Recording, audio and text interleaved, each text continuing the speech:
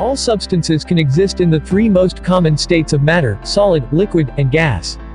These states are based on the physical forms that matter can take in the most common environment.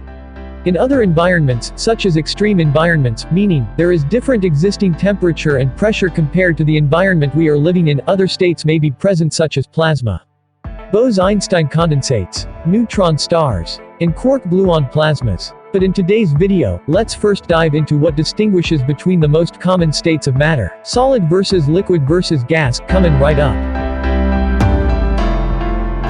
From history, scientists define the states of matter by distinguishing their bulk properties or their physical forms. This brings us to the fact that in microscopic view, solid, liquid, and gas differ on the distance between its molecules, which is consistent with its physical forms. Solid is the state in which matter maintains a fixed volume and shape. This means that its molecules are packed closely together in an orderly fashion with very little freedom of movement, that is vibration. Solid can change shapes under force when broke or cut. The liquid is the state in which matter adapts to the shape of its container but retains a nearly constant volume independent of pressure. This state is a fluid where molecules are close together but are not held so rigidly in position and can move past one another, thus it can move around, which makes the structure mobile. This proves that liquid can conform to the shape of its container. Gas is the state in which matter expands to occupy the volume and shape of its container. This is because molecules are separated by distances that are large compared with the size of the molecules. Hence, it can move freely and quickly. Now, how can matter exist as solid, liquid, or gas? These three states of matter can be interconverted into one another without changing the identity of the substance. With changes in temperature or pressure, solid can be converted to liquid, or liquid converted to gas, or solid converted to gas, and vice versa. This phenomenon is called a phase transition. For example, water is liquid at room temperature and atmospheric pressure, the pressure at sea level, the pressure of the Earth's atmosphere. If you place some water in an ice cube container in a freezer, where the temperature is much lower, around 0 degrees Celsius or much lower, can turn water into ice. Water transformed from liquid to solid is called freezing.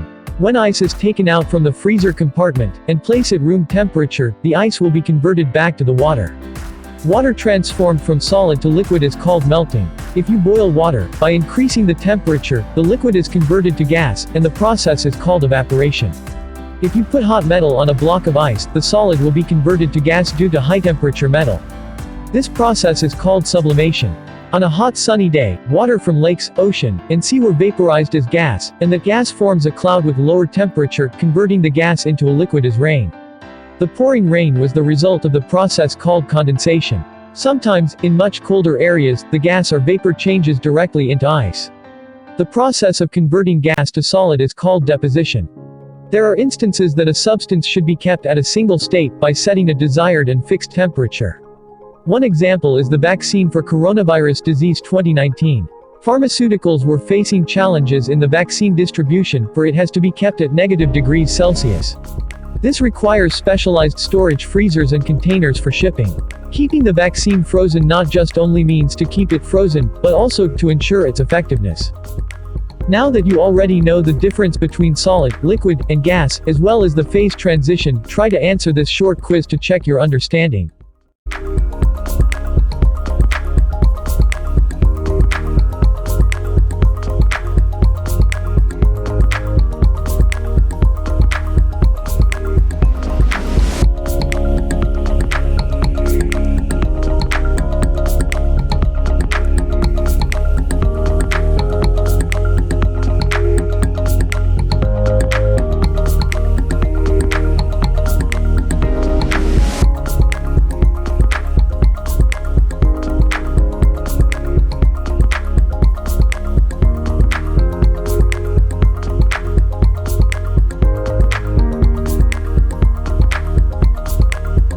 If you've gotten value from this video, make sure to hit that like button. Thank you for staying tuned.